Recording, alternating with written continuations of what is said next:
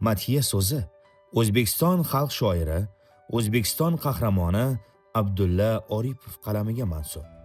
Keling, madhiya matnini tahlil qilishga harakat qilamiz.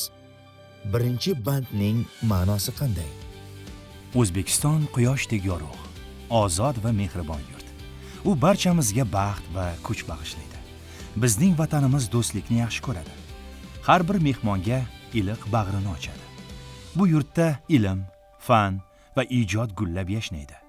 Bandning oxirgi satrida O'zbekiston nomi butun dunyoga taniqli bo'lishi niyat qilinadi. Naqoratdagi mazmuni esa quyidagicha. O'zbekiston tabiati go'zal, vodiylari oltindek qimmatbaho yurt. Bu o'lkaning kuch-quvvati ajdodlarimizdan qolgan jasoratli hikoyalardan boshlanadi. Xalqimiz mehnatkash, tashabbuskor, o'zbekistonliklarning g'ayrati vatanimizni olg'a yetaklayapti. Madhiya aytadi: bizning vatanimiz go'zalligi va mehri bilan dunyoni maftun etadigan diyordir. Madhiyamizning ikkinchi bandi ham go'zal ma'noni ifodalaydi. O'zbek xalqi bag'ri keng, mehribon va iymoni kuchli xalq. Yurtimizning eng katta umidi erkin fikrlaydigan, orzusi katta, bilimga chanqoq yoshlar.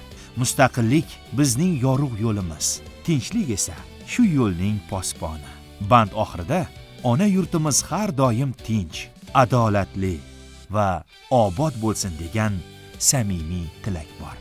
Madhiya millat qo'shig'i va undagi har bir so'z, har bir ma'no biz uchun qadrlidir.